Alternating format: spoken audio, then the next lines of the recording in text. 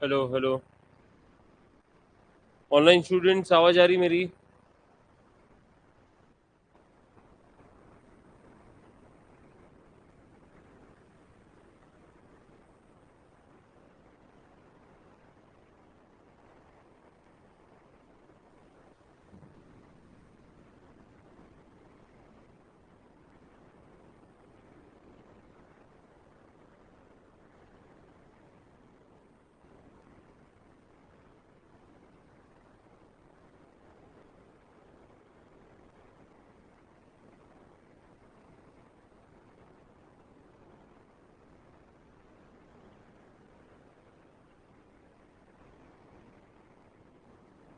Yes Uma, अब screen भी दिखेगी तुमको।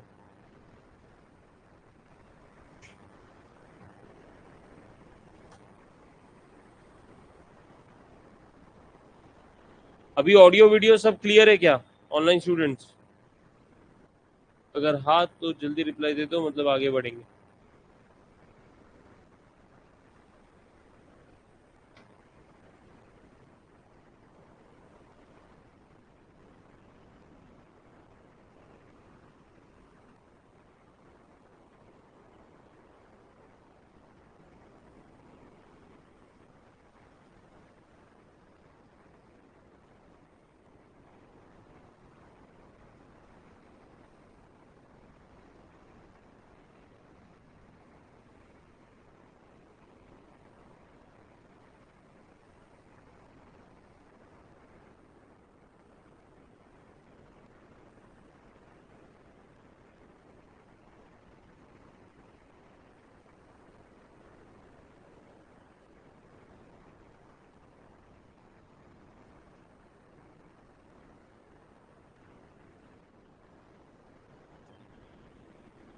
यस ओके, चलो आगे बढ़ेंगे। हमने रेक्टिफिकेशन ऑफ एरर ये टॉपिक स्टार्ट किया हुआ है। आज अपने को ट्राई करना है उस टॉपिक को खत्म करने का। C M A inter group 1 question. Question number 2 questions मैंने होमवर्क दिए थे तुमको, 3 दिए थे क्या? कौन से बोल सकते हो? क्वेश्चन नंबर 8 होमवर्क था, 11th और 13th होमवर्क था। ओके, हुआ है क्या होमवर्क? किया है? कितने क्वेश्चंस किए ट्राई में? हाँ, तीनों पूरे पीछे पक्का? और ऑनलाइन स्टूडेंट्स, मैंने तुमको बोला था कि मुझे फोटो निकाल के भेजना, अभी तक आ रहे तुम्हारे फोटोज, क्यों ऐसा? अच्छा, जो किया है उसमें कॉन्फिडेंट हो?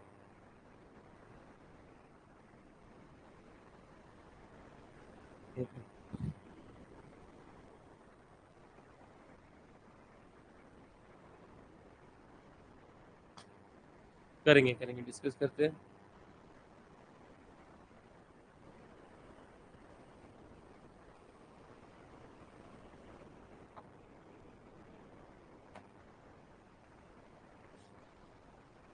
क्या बोला है? On going through the trial balance of ball bearings company limited you find that the debit is in excess by ₹150। Debit excess है मतलब डिफरेंस कहाँ आया? डेबिट एक्सेस में है मतलब, एक्सेस मतलब क्या? तो डेबिट ज्यादा है तो डिफरेंस कहाँ आया? क्रेडिट में डिफरेंस आया, मतलब 115 रुपए का, सॉरी 150 रुपए का डिफरेंस अपन ने सस्पेंस में डाल दिया। सस्पेंस को क्या किया? क्रेडिट किया 150 रुपए का। ये तो भी सही पकड़ के चले थे क्या? पक्का? आगे दिस वॉज, अच्छा क्लियरली बोल दिया, this was credited to suspense account. On a close scrutiny of the books, the following mistakes were noticed. पहला, the total of debit side of expense account have been cast in excess by ₹50। Expense का जो total, expense account का जो total है वो 50 रुपए से ज्यादा, 50 रुपए से ज्यादा डेबिट। एक्सपेंस का बैलेंस क्या होता है? डेबिट। उसका अगर बैलेंस डेबिट है तो उसका टोटल 50 रुपए से ज्यादा हो गया, मतलब उसका बैलेंस भी 50 रुपए से ज्यादा हो गया। अगर उसका बैलेंस 50 रुपए से ज्यादा हो गया मतलब डेबिट साइड ग्रेटर दिख रही 50 रुपए से, मतलब डिफरेंस दिख रहा है 50 रुपए क्रेडिट साइड में। हाँ या ना? शॉर्टेज है तो अपन ने वो सस्पेंस अकाउंट को क्रेडिट कर दिया। जैसे ही पता चला मेरा रेक्टिफिकेशन एंट्री क्या होगा, सस्पेंस को रिवर्स करूंगा और एक्सपेंस को कम करूंगा। तो suspense account debit to expense account, suspense account debit to expense account, इसका एंट्री क्या, सस्पेंस टू एक्सपेंस। क्लियर है क्या? कितने लोगों का राइट आया ये? ओके चलो आगे बढ़ेंगे। बोला गया the sales account had been totalled in short by ₹100। Sales का टोटल 100 रुपए से कम हुआ, सेल्स का टोटल सेल्स अकाउंट में जाता, मतलब सेल्स अकाउंट का टोटल जो है उससे बैलेंस निकलता। अभी अगर टोटल ही 100 रुपए से कम हुआ तो बैलेंस भी 100 रुपए से कम हुआ। सेल्स अकाउंट कौन सा बैलेंस शो करता? क्रेडिट बैलेंस शो करता, मतलब क्रेडिट में वापस डिफरेंस आया 100 रुपए का, तो मैंने वो 100 रुपए सस्पेंस को क्रेडिट कर दिया। जब पता चला तो मैं सस्पेंस को रिवर्स कर दूंगा और सेल्स का बैलेंस बढ़ा दूंगा। तो मेरा रेक्टिफिकेशन एंट्री होगा suspense account debit to sales account, suspense account debit to sales account. Clear है क्या? उसके बाद one item of purchase of ₹25 had been posted from the day book to ledger as ₹250। Day book से laser में वो 250 रुपया बोल के पोस्ट हुआ है। एक आइटम ऑफ परचेज, एक item of purchase of ₹25 has been posted from day book to ledger. इसका मतलब यहाँ पे किस में गड़बड़ हो सकता है, गलती कहाँ कहाँ पे हो सकती है?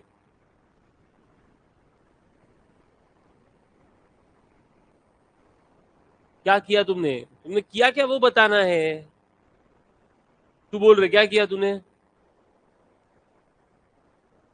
Supplier account debit to suspense, मतलब 25 रुपए का जो आइटम था परचेस का, उसको अपन ने लेजर में 250 रुपए का लेके गए। इसका मतलब ये है कि गलती कहाँ पे हुई है ये पहचानना होगा। मैंने इसके पहले अपन ने क्वेश्चन किया था जहाँ पे टोटल की बात हुई थी, परचेज बुक के टोटल की, और परचेज बुक का जो टोटल है वो किधर जाता, परचेज अकाउंट में जाता है। नरे बाबा इसे ना, इसे जैसे क्या मैंने कुछ तो चाइनीज में बोल दिया तुमको, इसे देखते मेरे पास तुम लोग।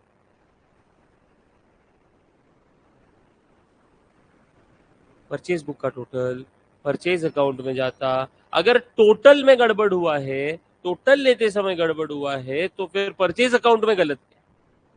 यहाँ पे इंडिविजुअल ट्रांजैक्शन की बात की तो इंडिविजुअल ट्रांजैक्शन का सप्लायर में जाते समय इंडिविजुअल जो जाएगा वो गलत हुआ है, टोटल में गलत नहीं हुआ है।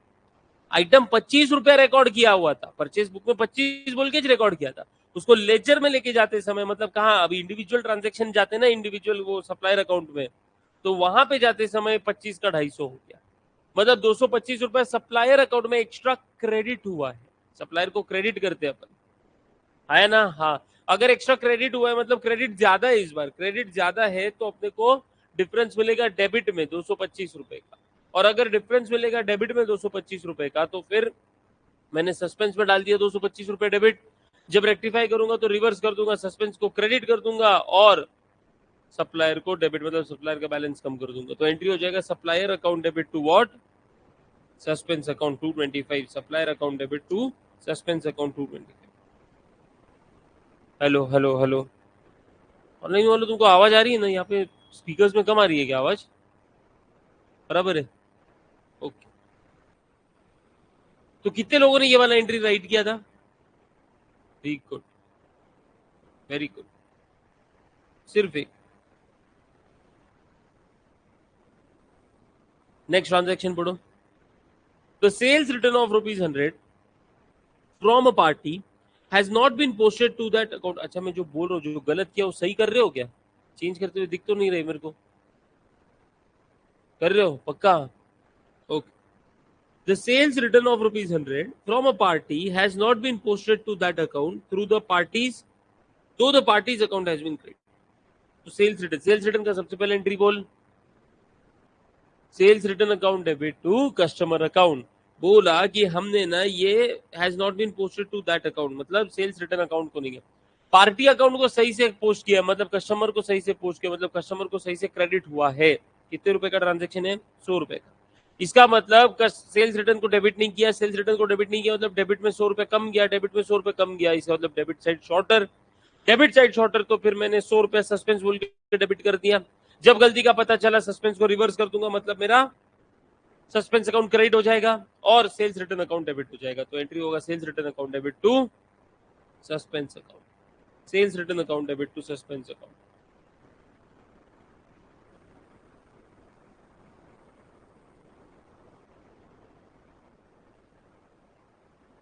हो गया क्या?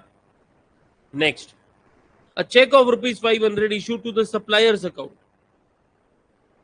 shown under trade payables towards his dues has been wrongly debited to the purchase. हमने 500 रुपए का चेक जो है ना वो supplier account issued to supplier trade payables बोल के पोस्ट किया हुआ है, इसको अपन ने गलती से क्या कर दिया, डेबिट कर दिया, किसको? Has been wrongly debited to purchase, मतलब डेबिट में गड़बड़ हुआ है। मेरा एंट्री होना चाहिए था सप्लायर अकाउंट डेबिट या trade payables account debit to bank, आया ना? हाँ, लेकिन मैंने गलती से एंट्री कर दिया purchase account debit to bank, बराबर ना? आया ना? तो अगर purchase account debit to bank कर दिया है तो मेरा रेक्टिफिकेशन एंट्री क्या होगा यहाँ पे? Trade payables account debit to purchase account, trade payable account debit to purchase या supplier account debit to purchase account. हमने यहाँ पे सस्पेंस नहीं आएगा, यहाँ पे सस्पेंस नहीं आएगा। Next, a credit sale of ₹50 has been credited to the sales and also in trade receivables account. A credit sale of ₹50, अभी डेटर्स, ट्रेड पेबल्स मतलब क्रेडिटर्स होते इतना समझ लो अभी, और ट्रेड रिसीवेबल्स मतलब डेटर्स होते इतना समझ लो अभी, ठीक है? तो बोला गया मैंने क्रेडिट सेल किया था, मेरी एंट्री होनी चाहिए थी ट्रेड रिसीवेबल्स अकाउंट डेबिट, क्योंकि यहाँ पे डेटर्स को उन्होंने ट्रेड रिसीवेबल बोला, तो trade receivable account debit to sales account. लेकिन मैंने गलती से क्या कर दिया, मैंने सेल्स को क्रेडिट बराबर किया है, लेकिन ट्रेड रिसीवेबल को डेबिट करने की जगह पे क्या कर दिया, क्रेडिट कर दिया। देखना रे यहाँ पे, and also credited to sales account and also trade receivable account, मतलब मैंने ट्रेड रिसीवेबल को क्या किया है, क्रेडिट किया। अगर ट्रेड रिसीवेबल को क्रेडिट किया है तो गलत हुआ है, नहीं हुआ है? अच्छा, दो क्रेडिट हो गए, मतलब 50-50 100 रुपए का क्रेडिट हो गया, डेबिट में कुछ भी नहीं है, तो डिफरेंस आया डेबिट में 100 रुपए का, मैंने सस्पेंस में डेबिट कर दिया 100 रुपया, आया ना? अभी अगर सस्पेंस में 100 रुपए डेबिटेड है और गलती का पता चला तो सस्पेंस को रिवर्स कर दूंगा, सस्पेंस को रिवर्स कर दिया, टू सस्पेंस अकाउंट कर दिया, बराबर, और डेबिट किसको करूंगा, तो ट्रेड रिसीवेबल अकाउंट को पूरा 100 रुपए, क्योंकि जो पहले गलत हुआ है उसको ठीक करने के लिए 50 रुपए पहले डेबिट किया, और जो सही होना चाहिए था उसको उसकी जगह पे रखने के लिए 50 रुपए डेबिट कर दिया, तो trade receivable account debit to suspense account हो जाएगा 100, trade receivable account debit to suspense account हो जाएगा। क्लियर? पक्का? क्वेश्चन की रिक्वायरमेंट क्या थी, pass necessary journal entries, okay, prepare suspense account. अभी 1 मिनट में ना तुमको टाइम दे रहा हूँ, जिसने भी गलत किया है उसने अभी एंट्री ठीक कर दी है, अगर ठीक कर दिया तो सस्पेंस अकाउंट बना के दो मुझे। अभी तूने बनाया क्या सस्पेंस अकाउंट? हाँ बनाया, बाकी लोग फटाफट सस्पेंस अकाउंट बनाओ, 1 मिनट का टाइम दे रहा हूँ, ऑनलाइन वालों तुम भी।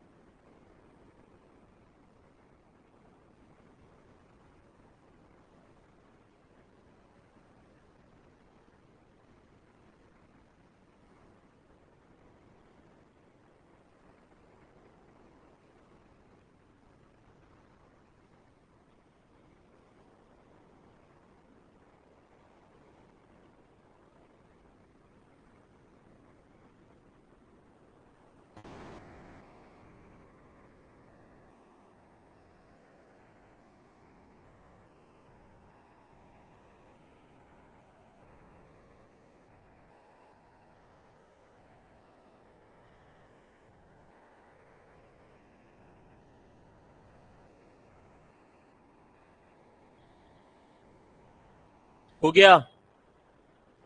सबसे पहले अपन ने क्वेश्चन को पढ़ते समय सस्पेंस अकाउंट में अपन ने 150 रुपया क्रेडिट किया हुआ है ये बता दिया था।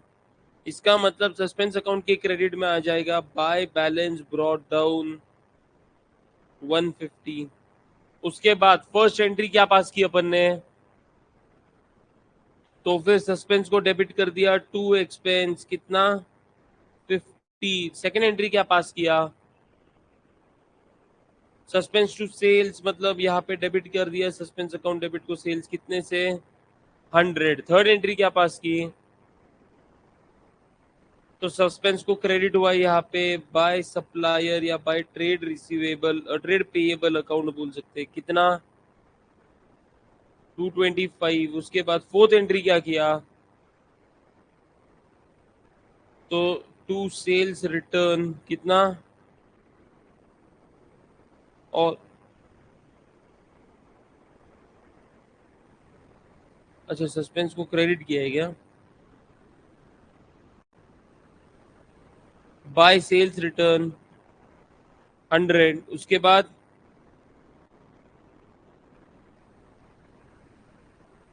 तो सस्पेंस है ही नहीं उसमें, और फिर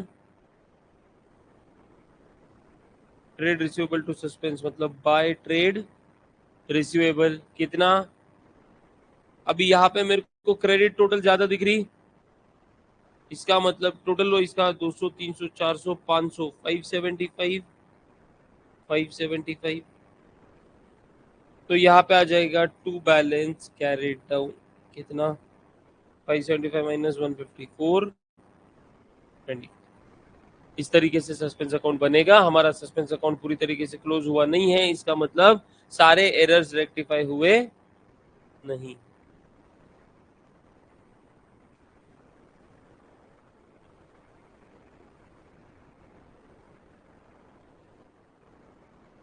हो गया। और बोला गया है show the effect on profits, profits पे इफेक्ट बताना है आपको। प्रॉफिट्स बोला है, इसका मतलब gross profit and net profit के हिसाब से बात करनी है। Gross profit and net profit के हिसाब से बात करनी है। इसके पहले अपन ने क्वेश्चन किया था वहां पे सीधा नेट प्रॉफिट बोला था तुमको, आया ना। हाँ, इस केस में तुमको प्रॉफिट्स बोला है, मतलब अगर कोई एरर ग्रॉस प्रॉफिट को अफेक्ट कर रहा है तो ग्रॉस प्रॉफिट के बारे में बताना होगा, कोई एरर नेट प्रॉफिट को अफेक्ट कर रहा है तो नेट प्रॉफिट के बारे में बताना होगा। ठीक है। सबसे पहला मेरा रेक्टिफिकेशन जो हुआ था वहां पे अपन ने बोला कि एक्सपेंस का the total of debit side of expense, expense की टोटल ज्यादा ली गई है। एक्सपेंस की टोटल ज्यादा लेने की वजह से एक्सपेंस का बैलेंस बढ़ा, और एक्सपेंस का बैलेंस बढ़ा तो एक्सपेंस एक्सपेंस मतलब कुछ नहीं बोला तो इनडायरेक्ट मानेंगे, मतलब जो P&L में रिकॉर्ड करते हैं। ठीक है। तो एक्सपेंस बढ़ा, एक्सपेंस बढ़ने से मेरा प्रॉफिट कम हुआ। कौन सा प्रॉफिट कम हुआ, नेट प्रॉफिट कम हुआ। तो इस एरर की वजह से मेरा नेट प्रॉफिट कम हुआ है, नेट प्रॉफिट डिक्रीजेस। आया ना। हाँ, और कितने अमाउंट से net profit decrease by rupees,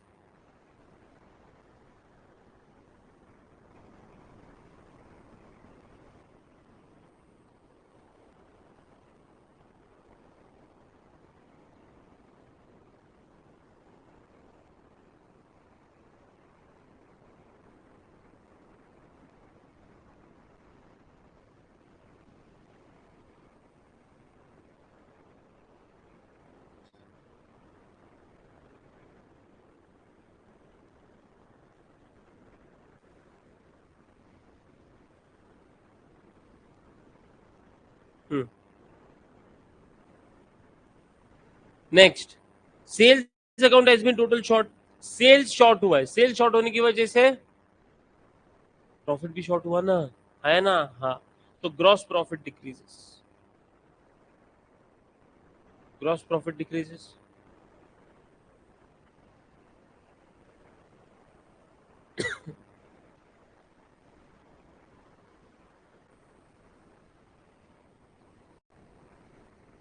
okay.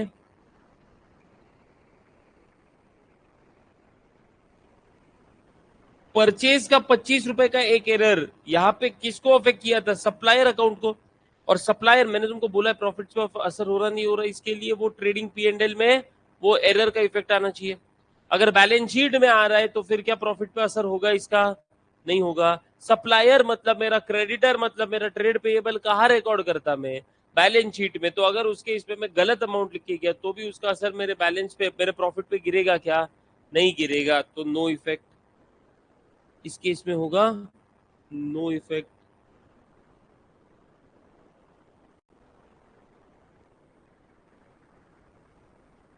Okay, next, the sales return of 100 from a party has not been posted to that account to the party's account। Party का account बराबर किया है, सेल्स रिटर्न अकाउंट में अपन लेके नहीं गए। Sales return account को क्या करते हैं? डेबिट करते हैं। अभी सेल्स रिटर्न का बैलेंस सेल्स के बैलेंस को कम करता। अभी अगर ये सेल्स रिटर्न में नहीं गया है, मतलब सेल्स भी कम नहीं हुआ है। सेल्स कम नहीं हुआ मतलब मेरा सेल्स ज्यादा दिख रहा 100 रुपए से। सेल्स ज्यादा दिख रहा 100 रुपए से, तो मेरा ग्रॉस प्रॉफिट भी ज्यादा दिख रहा 100 रुपए से। तो यहाँ पे gross profit increase, gross profit is increase. और ये तुमको एक स्टेटमेंट के फॉर्म में बताना होगा, जैसे अपन ने पिछले 2 क्वेश्चन किए हुए हैं। ट्रायल बैलेंस पे इफेक्ट और प्रॉफिट पे इफेक्ट अपन कैसे करते थे? सारे जर्नल एंट्रीज करने के बाद effects of errors on trial balance या effects of errors on profits बराबर अंडरलाइन करेंगे, और उसमें ट्रांजैक्शन नंबर 1 2 3 4 ऐसा, और उसका एरर इफेक्ट क्या होगा वैसा वैसा तुमको बताने का है। ठीक है ना? Next, a cheque of ₹500 issued to supplier. ये गलती से कहा डेबिट हो गया था? परचेज में। सप्लायर तो मेरा बैलेंस शीट वाला आइटम है, लेकिन परचेज तो मेरा ट्रेडिंग पी&एल वाला आइटम है। और परचेज को डेबिट कर दिया मतलब परचेज का बैलेंस बढ़ गया। परचेज का बैलेंस बढ़ गया, इसका मतलब मेरा प्रॉफिट कम हो गया। और कौन सा प्रॉफिट? तो ये ट्रेडिंग आइटम है, तो ग्रॉस प्रॉफिट। तो gross profit is decreased, gross profit is decreased. उसके बाद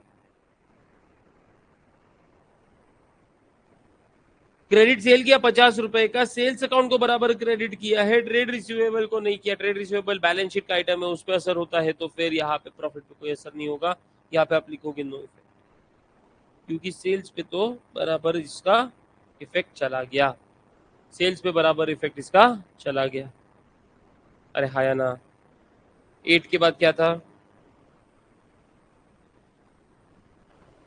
10th रिपीट हुआ था। क्वेश्चन नंबर 11 होमवर्क था।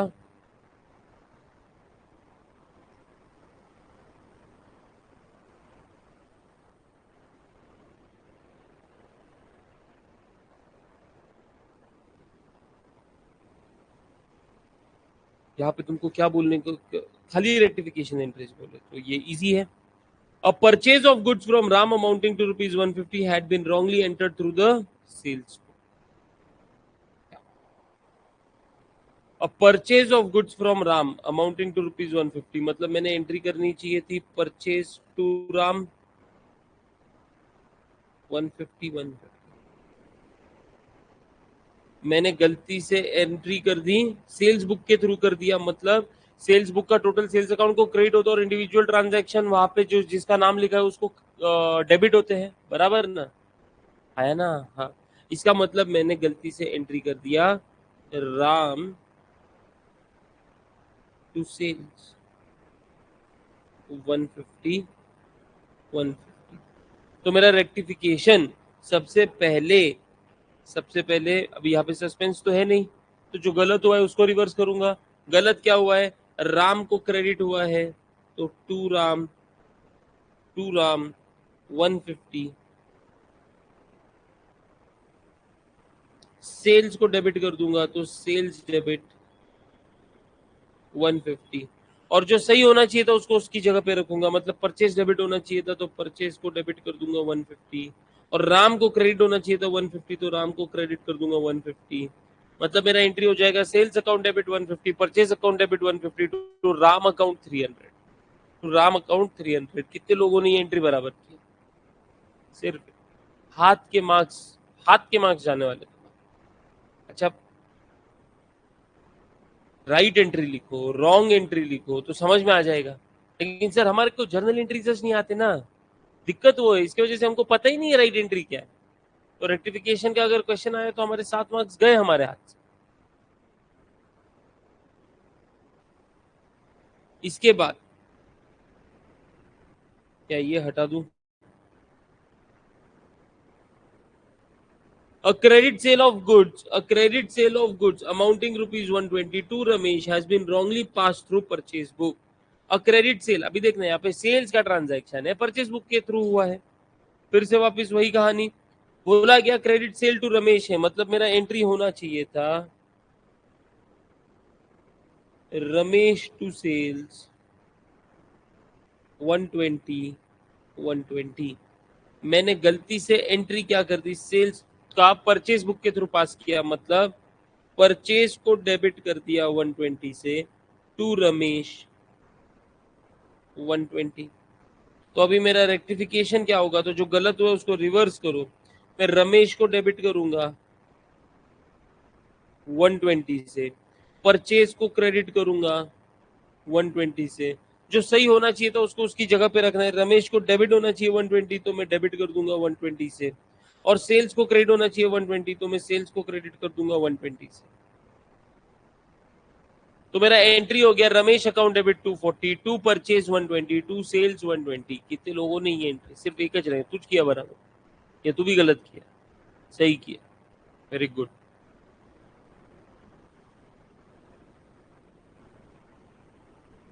हटाओ इसको भी, ये पहली बार नहीं कर रहे, इतने सारे क्वेश्चन किए, उसमें अपन ने किया हुआ है ऐसा कोई ट्रांजैक्शन पहले, लेकिन रिवीजन नहीं करने की, पीछे देखने का नहीं अपने को, और थोड़ा दिमाग भी नहीं लगा. मैं वापस बोलो, जब तक तुम्हारे जर्नल एंट्रीज स्ट्रांग नहीं होते ना, तब तक तुमको रेक्टिफिकेशन नहीं जमेगा. तो अगर रेक्टिफिकेशन का क्वेश्चन आया ना एग्जाम में, छोड़ देना, सच्ची बोल रहा हूँ, छोड़ देना. इंसल्टिंग है ये, क्योंकि ये अपन ने 11th में सीखा है, ये अपन ने फाउंडेशन में सीखा है, और फिर इंटर में ये तीसरी बार सीख रहे हैं, और फिर भी अपने को नहीं जमता. On 31st December 2016, goods of the value of rupees 300 were returned by Harisaran and were taken inventory on the same date, but no entry was passed in the books. तो ये तो एरर ऑफ कंप्लीट ओमिशन है. Error of complete omission है, तो इसको कैसे record करेंगे. Goods of the value of 300 were return by Harisaran, मतलब सेल्स रिटर्न का है, तो sales return account debit to Harisaran account 300. Sales return to Harisaran 300. Screen freeze हो गया क्या.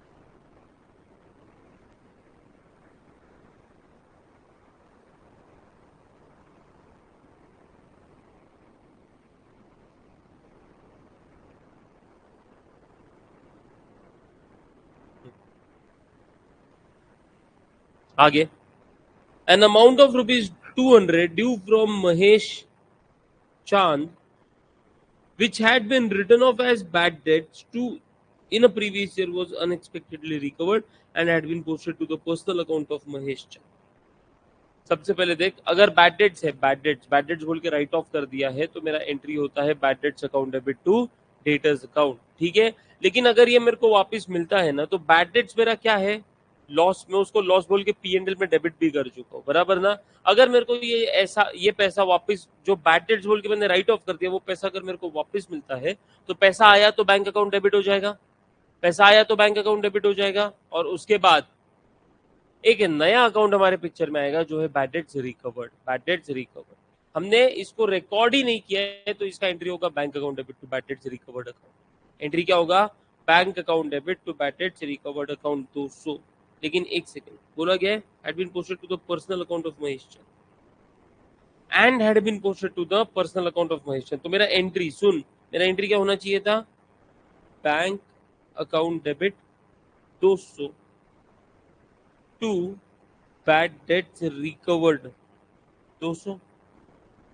मैंने एंट्री क्या कर दिया, मैंने एंट्री कर दिया bank account debit 200 to Mahesh Chand account, मतलब टू महेश अकाउंट बोल दूं मैं 200। मेरा रेक्टिफिकेशन क्या होगा, तो सिंपल सी बात है, Mahesh Chand account debit to bad debts recovered, Mahesh Chand account debit to bad debts recovered.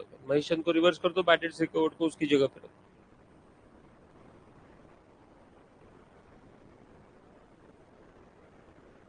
हो गया। Next, a check of rupees 100 received from Manmohan was dishonored and had been posted to the debit of sales return। चलो ठीक है, इसको भी देख लेते हैं।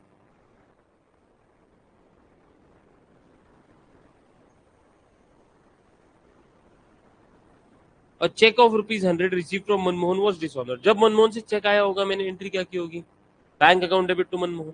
वो जब पैसा नहीं आया तो मुझे वो एंट्री रिवर्स करनी होगी, क्योंकि मैंने रिसीट की एंट्री पास कर दी, लेकिन पैसा एक्चुअल में बैंक में आया नहीं, तो रिसीट की एंट्री को रिवर्स करना होगा। तो एंट्री होता है Manmohan account debit to bank 100 रुपया।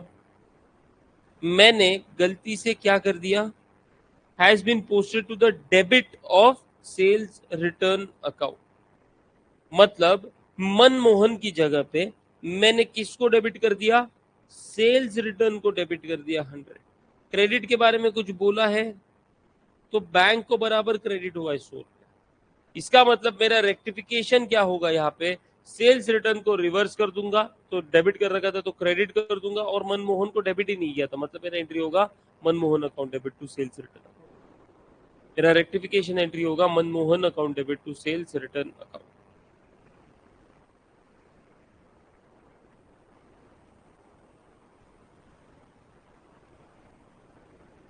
मेरा रेक्टिफिकेशन होगा Manmohan account debit to sales return. कोई दिक्कत? नेक्स्ट क्वेश्चन क्या था?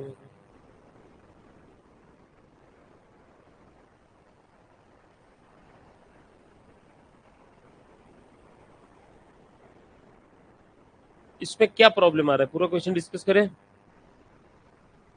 पूरा क्वेश्चन डिस्कस करना है या कोई स्पेसिफिक प्रॉब्लम है तुम्हारे पास?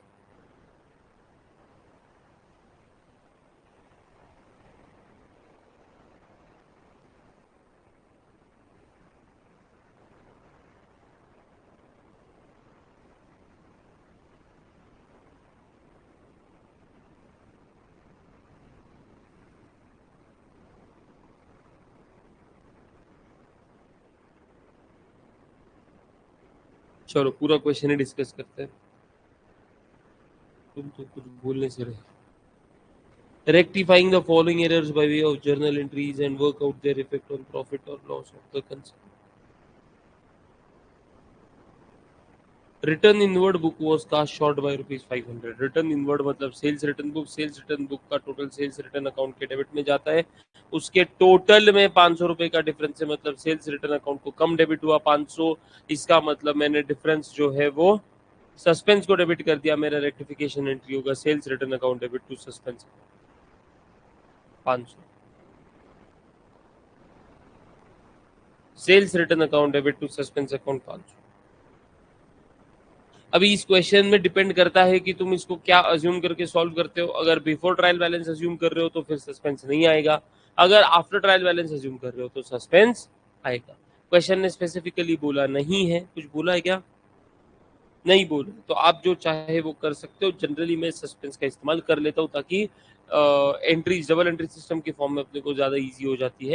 लेकिन अगर आपको विदाउट सस्पेंस अच्छा लगता है तो फिर आप उस हिसाब से अजम्पशन दे देना और फिर क्वेश्चन को सॉल्व कर देना। It has been assumed that the errors have been located before trial balance। अगर आप ये अजम्पशन देते हो और बिना सस्पेंस का रेक्टिफिकेशन करोगे तो भी कोई दिक्कत नहीं आएगी। आगे बढ़ते हैं। ₹300 receive from Ram has been debited to mister Shyam, तो मेरा एंट्री हो जाएगा Ram account debit to Shyam. Rectification entry हो जाएगा Ram account debit to Shyam. Wages paid to the installation of machine debited to wages account as ₹1000, मेरा एंट्री हो जाएगा machine account debit to wages account 1000। Machine account debit to wages account 1000। अरे गलती से capitalise होना चाहिए, कैपिटल ट्रांजैक्शन था वो, मशीन अकाउंट में डेबिट होना चाहिए, मैं गलती से वेजेस में लेके चला गया उसको। और purchase made for ₹1000 was posted to purchase account as 100, मतलब परचेज में 900 रुपए कम गया है, परचेज में 900 रुपए कम गया मतलब डेबिट 900 रुपए से कम है, सस्पेंस में ट्रांसफर कर दिया, रेक्टिफिकेशन एंट्री होगा purchase account debit to suspense account 900। जो सस्पेंस अकाउंट नहीं बना रहे उनके लिए खाली परचेज अकाउंट डेबिट 900। ठीक है, उसके बाद purchase of furniture amounting to ₹3000 debited to purchase account, मेरे एंट्री होगी furniture account debit to purchase account 3000, rectification entry होगा furniture to purchase 3000। Goods purchase for proprietors use for 1000 debited to purchase account, हमने purchase किया था proprietors use के लिए, मतलब drawings को डेबिट होना चाहिए था, ये गलती से किसको डेबिट हुआ, परचेज को। समझा क्या, ये परचेज को डेबिट नहीं होना चाहिए था, हमने परचेज ही किया है, बिजनेस में लाके ड्राइंग्स नहीं हुआ है, जब खरीद रहे थे ना तभी पर्सनल पर्पस के लिए किया था, तो यहाँ पे ये परचेज को डेबिट ही नहीं होगा। इसका मतलब मेरा एंट्री होना चाहिए था ड्राइंग्स टू कैश या ड्राइंग्स टू बैंक या ड्राइंग्स टू सप्लायर, उन्होंने गलती से इसको परचेज में डेबिट कर दिया, मतलब मेरा एंट्री हो जाएगा drawings account debit to purchase account, drawings account debit to purchase.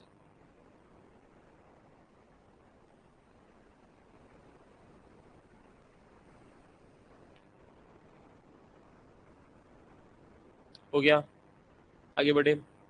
बोला गया क्वेश्चन में कि इसका प्रॉफिट पे भी असर बताना, पहले इसमें सेल्स रिटर्न बुक का टोटल 500 रुपए से कम था, सेल्स रिटर्न बुक का टोटल 500 रुपए से कम था, मतलब सेल्स रिटर्न को सेल्स में ट्रांसफर 500 से कम किया गया, सेल्स का बैलेंस 500 से कम होते होते रहा, मतलब सेल्स का बैलेंस 500 से ज्यादा दिख रहा है, 500 से ज्यादा दिख रहा है तो फिर मेरा ग्रॉस प्रॉफिट भी यहाँ पे ज्यादा दिख रहा है, तो जीपी विल इंक्रीज या जीपी इज इंक्रीज्ड बाय ₹500।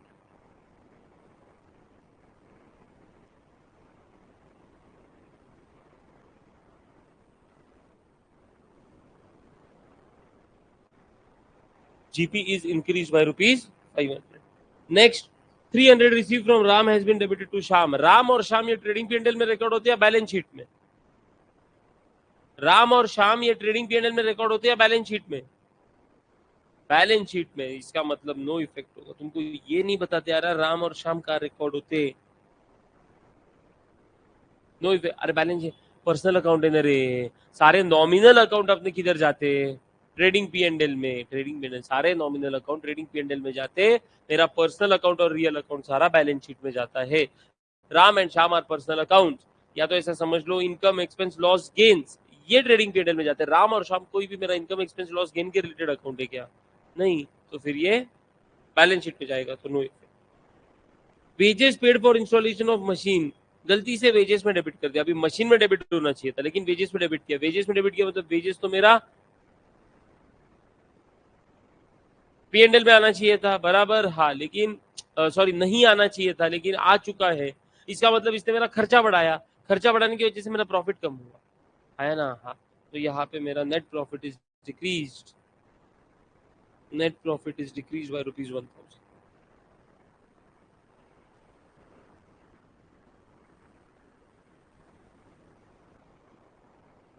आगे बोला गया purchase made 1000 was posted to purchase account as 100, मतलब मैंने 900 रुपए से परचेज कम रिकॉर्ड किया, परचेज मेरा खर्चा है मतलब खर्चा कम रिकॉर्ड हुआ, खर्चा कम रिकॉर्ड हुआ मतलब प्रॉफिट ज्यादा हो गया, प्रॉफिट ज्यादा हो गया तो इस एरर की वजह से मेरा gross profit is increased, gross profit is increased. उसके बाद purchase of furniture amounted to ₹3000 purchase account में चला गया, ये बैलेंस शीट में जाना चाहिए था, गलती से मैंने परचेज को डेबिट कर दिया, मतलब मेरा खर्चा बढ़ा दिया, खर्चा बढ़ा दिया तो प्रॉफिट कम कर दिया, प्रॉफिट कम कर दिया तो मेरा इफेक्ट होगा gross profit is decrease by ₹300, gross profit is decrease by ₹3000। और लास्ट में बोला गया goods purchase for proprietors use, again balance sheet में जाना चाहिए था, ये आइटम कैपिटल में ट्रांसफर होना चाहिए था लेकिन मैंने परचेज में रिकॉर्ड कर दिया, परचेज का बैलेंस बढ़ गया मतलब मेरा प्रॉफिट कम हो गया, तो gross profit is decrease by 1000, gross profit is decrease by 1000। ये वो 3 क्वेश्चंस थे जो तुम लोगों को होमवर्क दिए गए थे और नहीं करने की वजह से या नहीं जमने की वजह से वापिस एक बार अपने को डिस्कस करना पड़ा, और ऑलमोस्ट पूरा लेक्चर इसको खत्म हो, कुछ आधा घंटा बाकी है ना, इसमें अपना स्टेज 3 बाकी है, अपने को वो कंप्लीट करना है, जो भी क्वेश्चंस बचे अभी वो किसके बचे हैं, स्टेज 3। स्टेज 3 पे जाने के लिए ना एक बार स्टेज 2 का वापस एक बार रिवीजन होना चाहिए, क्योंकि स्टेज 3 में ना स्टेज 2 के हिसाब से जर्नल एंट्री होती है, रेक्टिफिकेशन एंट्री किसके हिसाब से होती है, स्टेज 2 के हिसाब से, लेकिन एक फर्क है, एक चेंज है, और वो चेंज क्या है ये समझने के लिए पहले अपन स्टेज 2 के हिसाब से एंट्रीज को करके थे, ठीक है। तो क्वेश्चन नंबर 9 पे आ जाओ, क्वेश्चन नंबर 9 पे आ जाओ। आपको रेक्टिफिकेशन एंट्रीज पास करनी है। Mister a closed his books of accounts on September 30, 2014 in spite of a difference in the trial balance. बोला कि ट्रायल बैलेंस में डिफरेंस था, लेकिन फिर भी उसने उसके बुक्स ऑफ अकाउंट्स क्या कर दिए, क्लोज कर दिए, मतलब फाइनेंशियल ईयर भी खत्म कर दिया। द डिफरेंस ऑफ ₹830, अच्छा the difference was ₹830, the credits being short, credit shorter था, मतलब मैंने ₹830 सस्पेंस को क्रेडिट कर रखा है। It was carried forward in a suspense account in 2015 following errors were located. अगले साल अपने को कुछ एरर्स मिले। मैं चाहता हूं कि स्टेज 2 आप क्या करो पता है क्या, इसका जर्नल एंट्री करना है अपने को, ठीक है। पेज को दो पार्ट में फोल्ड करो, पेज को दो पार्ट में फोल्ड करो। फोल्ड करने के बाद फर्स्ट पार्ट पे हेडिंग दो, फर्स्ट पार्ट पे हेडिंग दो,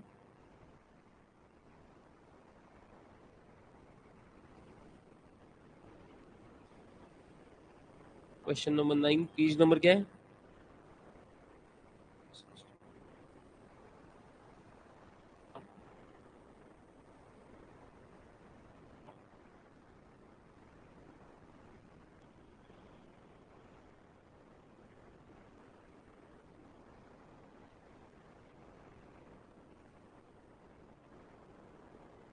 फर्स्ट इसमें हेडिंग दे दो,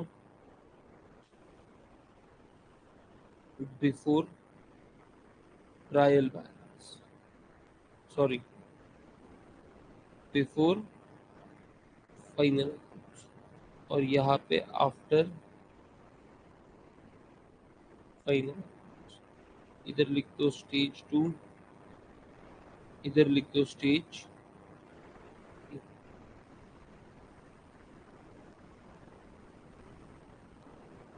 स्टेज 2 मतलब आफ्टर ट्रायल बैलेंस जो है, मतलब बिफोर फाइनल अकाउंट जो इसकी अच्छी खासी प्रैक्टिस हो चुकी है। तो मैं आपको ये 5 ट्रांजैक्शंस का रेक्टिफिकेशन एंट्री अब भी यहाँ पे सॉल्व करने के लिए बोल रहा हूँ एज पर स्टेज 2। फिर स्टेज 2 के हिसाब से मैं स्टेज 3 में कैसे जाना है वो बताऊं, ठीक है ना। हाँ। अभी अपन करेंगे बिफोर फाइनल अकाउंट। क्वेश्चन ने बोला आफ्टर फाइनल अकाउंट, लेकिन पहले बिफोर फाइनल अकाउंट को समझो वापस। तो एक बार फटाफट इसको एंट्री सेल्फ करके दो मुझे। 5 ही ट्रांजेक्शन है, एक ट्रांजेक्शन को 1 मिनट बोला तो 5 ट्रांजेक्शन के 5 मिनट, मैं तुमको 5 मिनट और एक्स्ट्रा देता, 10 मिनट लो, मेरे को 5 ट्रांजेक्शन के रेक्टिफिकेशन एंट्रीज दो। और जमेगा क्या, बोलो हाँ जमेगा क्या, हाँ, फटाफट। ऑनलाइन स्टूडेंट्स तुम लोगों ने भी करने हैं यहाँ पे, ऐसे जैसे बोल रहे हो वैसे ही करना है exact.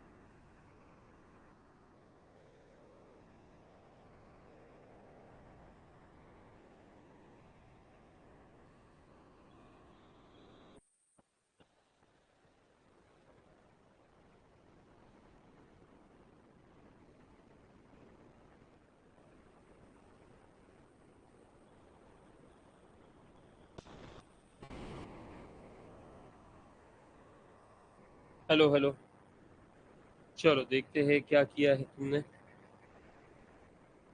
First transaction,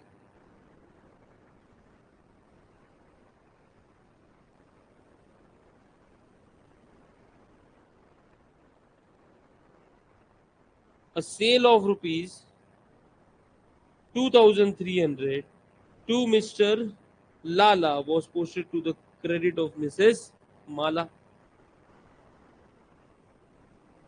A sale of rupees 2300 to Mr. Lala, मतलब एंट्री होना चाहिए था लाला अकाउंट डेबिट टू, हमने क्या कर दिया, posted to the credit of Mrs Mala. मतलब मेरा रेक्टिफिकेशन एंट्री, अभी अगर इसको देखना है तो मैं यहाँ पे लिखता हूँ पहले, मेरा एंट्री होना चाहिए था लाला टू सेल्स 2300 2300, मैंने गलती से लाला की जगह पे माला अकाउंट में रिकॉर्ड किया और टू माला 2300 टू सेल्स 2300, समझा क्या? तो टोटल क्रेडिट हुआ 4600, डेबिट में कुछ नहीं, तो डेबिट सस्पेंस को कर दिया अपन ने, मतलब सस्पेंस अकाउंट डेबिट कर दिया 4600 से। मेरा रेक्टिफिकेशन एंट्री होगा, सस्पेंस अकाउंट को डेबिट किया तो क्रेडिट करेंगे, है ना? फिर माला को गलती से क्रेडिट किया तो उसको डेबिट करेंगे, और लाला क्रेडिट में होना चाहिए था, सॉरी लाला डेबिट में होना चाहिए तो उसको डेबिट करेंगे। तो मेरा एंट्री हो जाएगा Lala account debit 2300, Mala account debit 2300 to suspense account, मतलब मेरा रेक्टिफिकेशन एंट्री होना चाहिए था Lala account debit 2300, Mala account debit 2300 to suspense 4600। बराबर? कितने लोगों ने एंट्री राइट की थी?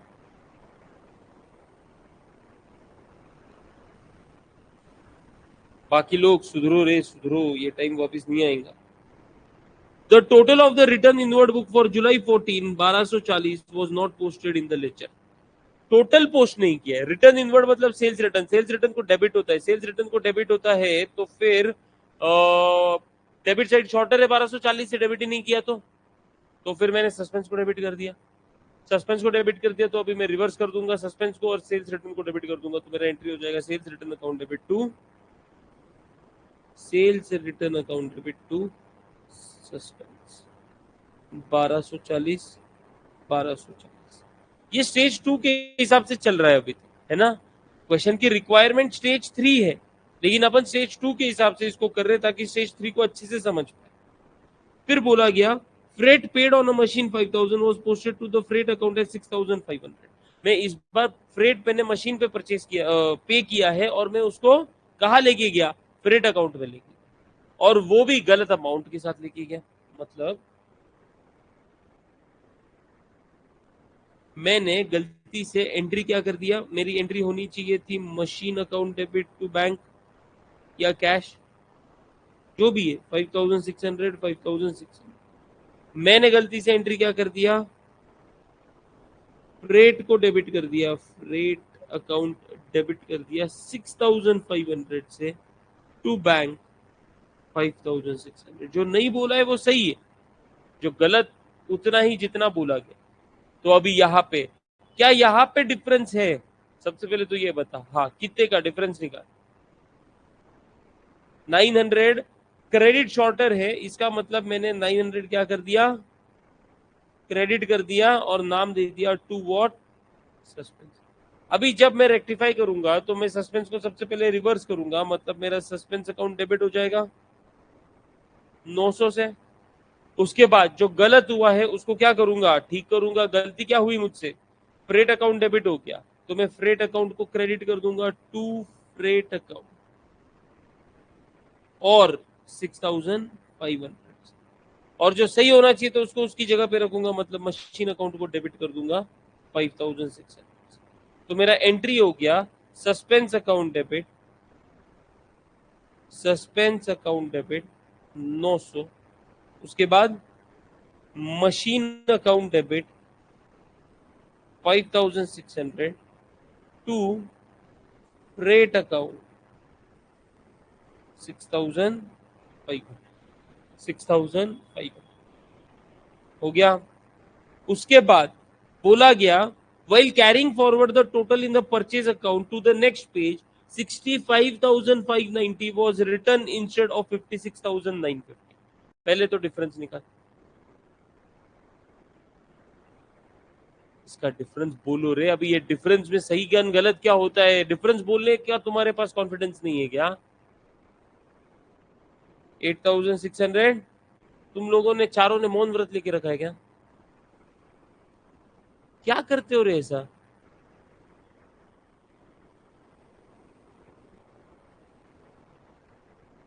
कैलकुलेटर किधर तेरा? वाह, पीछे तू रे, तेरा कैलकुलेटर किधर है?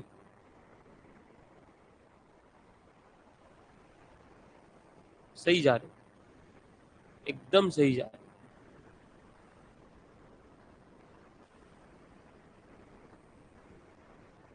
डिफरेंस कितना है? 8,640।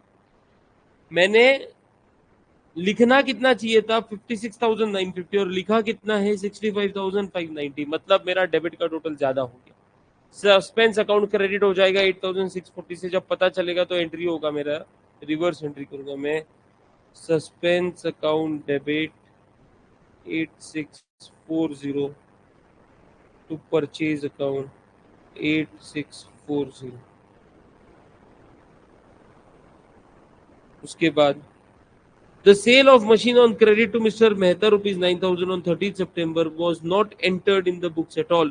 The book value of the machine was 6750।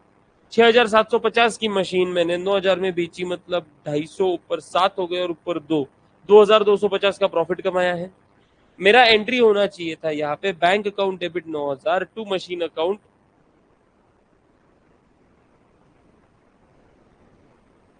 और sale of machine on credit है। ओके, तो Mr Mehta account debit 9,000 to machine account 6750 to P&L account 2,250। ये रिकॉर्ड ही नहीं किया तो इसको रिकॉर्ड कर देंगे। Mister Mehta account debit to machine to profit and loss 9,000, 6,750, 2,250। ये सारे मेरे एंट्रीज है जो मैंने करने चाहिए as per stage. Sir question की रिक्वायरमेंट स्टेज 3 थी, क्वेश्चन की रिक्वायरमेंट स्टेज 3 थी, तो अब स्टेज 2 की एंट्रीज क्यों की? तो बोला गया अगर स्टेज 3 मतलब आफ्टर फाइनल अकाउंट्स अगर आपको रेक्टिफिकेशन एंट्रीज पास करने, तो रेक्टिफिकेशन एंट्री सारे के सारे वही होंगे जो स्टेज 2 के हिसाब से पास होंगे। सारे के सारे एंट्रीज क्या होंगे? वही होंगे जो स्टेज 2 के हिसाब से पास होंगे। सिर्फ आपको एक चेंज करना है, जहां पे भी स्टेज 2 के हिसाब से रेक्टिफिकेशन एंट्री में आपको कोई भी इनकम, एक्सपेंस, गेन, लॉस के रिलेटेड अगर कोई भी अकाउंट मिले, तो उस अकाउंट को रिप्लेस कर देना है profit and loss adjustment account से। उस अकाउंट को रिप्लेस कर देना है किससे? Profit and loss adjustment account से। क्या बोला मैंने? आफ्टर फाइनल अकाउंट अगर रेक्टिफिकेशन मांगा तो रेक्टिफिकेशन एज पर स्टेज 2 मतलब बिफोर फाइनल अकाउंट्स ही होगा। लेकिन एक चेंज है उसमें। चेंज क्या है? तो स्टेज 2 के हिसाब से एंट्री पास करो और उसमें देखो इनकम, एक्सपेंस, लॉस और गेन के रिलेटेड अगर कोई अकाउंट होगा, उसके रिलेटेड अगर कोई अकाउंट होगा, मतलब उस पर अफेक्ट करने वाला अगर कोई अकाउंट होगा, तो उस अकाउंट को आप रिप्लेस कर दोगे किससे? Profit and loss adjustment account से।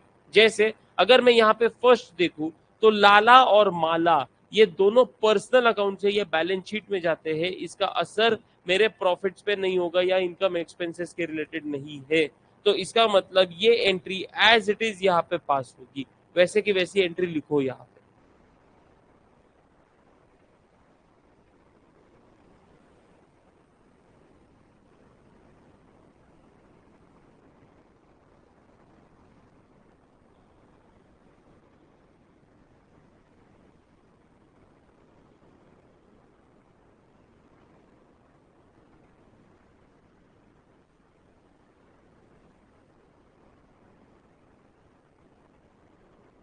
लिखा। उसके बाद नेक्स्ट एंट्री देखो, सेल्स स्टेज 2 के हिसाब से एंट्री क्या आया मेरा, सेल्स रिटर्न टू सस्पेंस। क्या इसमें कोई अकाउंट है जो मेरे इनकम एक्सपेंस को अफेक्ट करता है?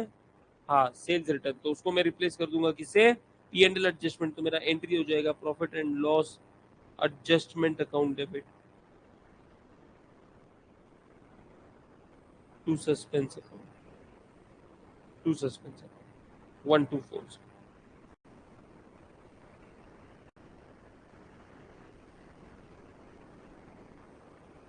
फिर उसके बाद वाला एंट्री देखो, यहाँ पे suspense account debit, machine account debit to freight account है। यहाँ पे सस्पेंस तो जाने दो, मशीन मेरा बैलेंस शीट में जाता है, तो ये मेरा इनकम एक्सपेंस का नहीं है, फ्रेट मेरा एक्सपेंस है। तो मेरा एंट्री होगा यहाँ पे suspense account debit 900, machine account debit 5600, to profit and loss adjustment account 6500, to profit and loss adjustment account 6500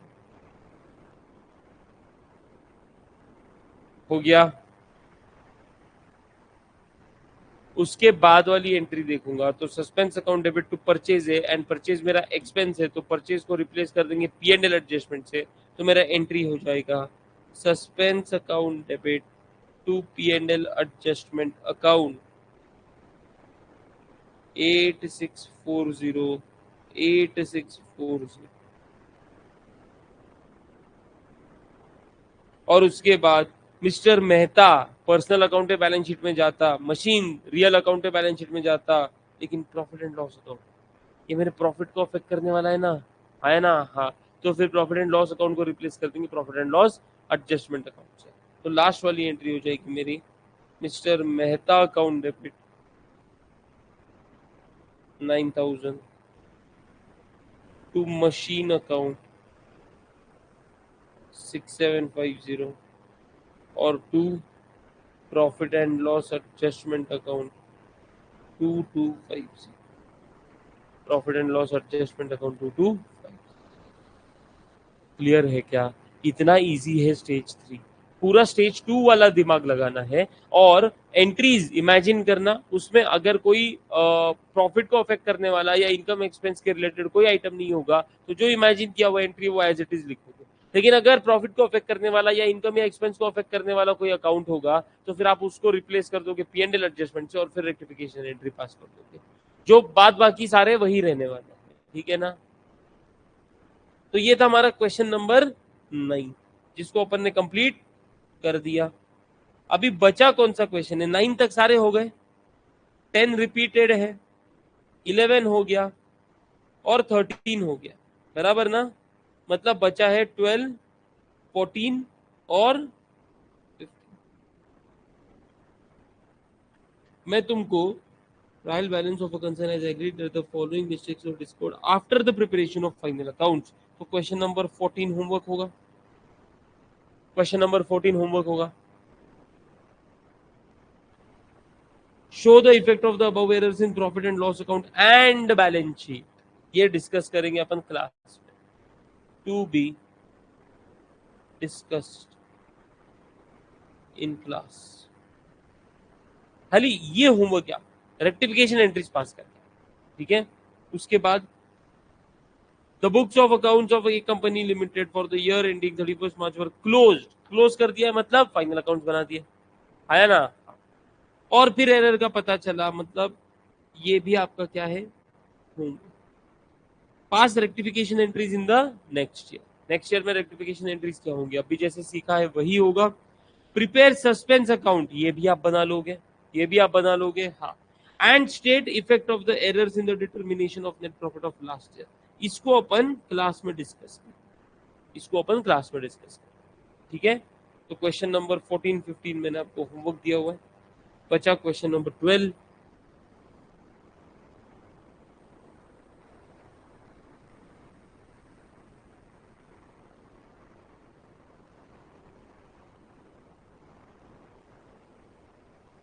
चलो ठीक है, उतना ही कर लो। ये भी वो है, लेकिन फिर प्रॉब्लम हो जाएगा, है ना। क्या कर लोगे, करोगे ट्राई? पक्का कल छुट्टी है इसलिए बोल रहा हूँ, करोगे ट्राई?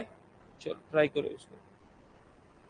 मतलब मंडे के लेक्चर में मैं सब इसको एक बार डिस्कस करके तुम चेंजेस कुछ रहेंगे तो कर लेना, और जो डिस्कशन क्लास है वो प्रॉफिट और बैलेंस शीट वाला इफेक्ट अपन वो, ठीक है, sure, bye, online students bye.